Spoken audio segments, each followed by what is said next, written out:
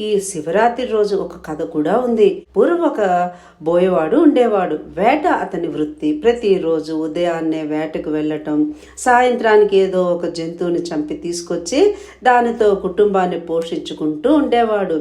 అయితే ప్రతిరోజులాగే ఒక ఉదయము వేటకు వెళ్ళాడు. సాయంత్రం చీకటి పడుతున్న ఆ రోజు ఒక జంతువు కూడా దొక్కలేదు. దాంతో ఎంతో నిరాశగా ఇంటి ముఖం పట్టాడు. ఇంటికి వస్తున్న క్రమంలో అతనికి ఒక సరస్సు కనిపించింది. రాత్రిపూట కదా ఏదో ఒక జంతువు సరస్సు దగ్గరికి వెళ్ళి నీరు తాగడానికి వస్తుందని చెప్పి అనుకున్నాడు. దానిని వేటాడొచ్చని భావించి ఆ సరస్సు పక్కనే ఒక చెట్టుకి కూర్చున్నాడు.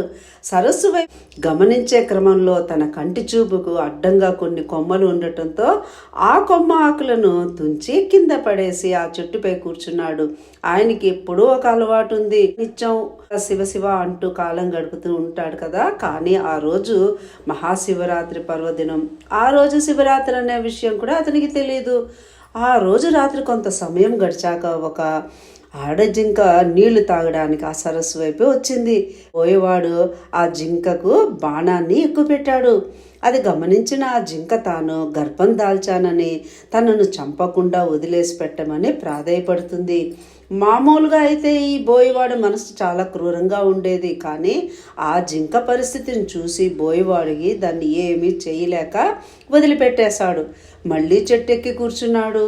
మరికొంత సమయం గడిచింది. అప్పుడు మరో ఆడజింక అటుగా వచ్చింది. వేటాడదామని అనుకునే లోపు ఆ జింక కూడా మానవ భాషలో, నేను నా భర్తను వెతుకుతూ ఉన్నాను. నా బక్క చిక్కిన శరీరము మాంసంతో నీ కుటుంబానికి ఆకలి తీరదు కాబట్టి నన్ను విడిచిపెట్టమని కోరుతుంది. అంతేకాకుండా మరికొంత సమయం వేచి చూడు, ఏ జంతువు రాకపోతే నేనే తిరిగి వస్తానంటూ కూడా సలహా ఇస్తుంది. అలా ఆ జింకను కూడా విడిచేశాడు బోయవాడు. అలా కొంత సమయం గడిచేసరికి ఒక మగ జింక అక్కడికి వచ్చింది. మగ జింకను బాణంతో సంహరించుదామని అనుకునే సమయానికి అది కూడా మాట్లాడింది. 2 జింకలు ఇటువైపు వచ్చాయా అని చెప్పి బోయవాడిని అడిగింది.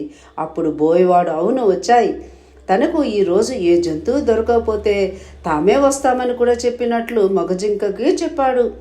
అవునా, అయితే ఆ 2 ఆడజింకలను ఒకసారి చూసుకొని వస్తాను, ఆ తర్వాత నన్ను సంహరించని చెప్పి వెళ్ళిపోయింది అది కూడా. ఇంతలో తెల్లవారుజాము సూర్యోదయం సమయం కూడా ఆసన్నమైపోయింది.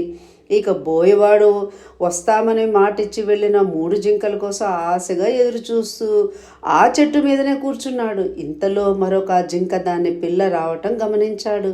దీనిని సంహరిద్దామని విల్లు ఎక్కిపెట్టగా ఆ జింక కూడా తన బిడ్డను ఇంటి దగ్గర విడిచిపెట్టి వస్తానని అప్పటి వరకు అలాగే ఆగమని చెప్పి అంటుంది.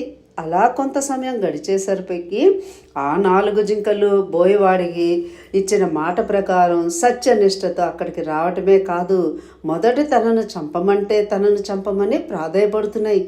ఆ సన్నివేశం కఠిన మనస్కుడైన ఆ బోయవాడు మనసుని కదిలించి వేసింది. మంచి ప్రవర్తన వచ్చింది.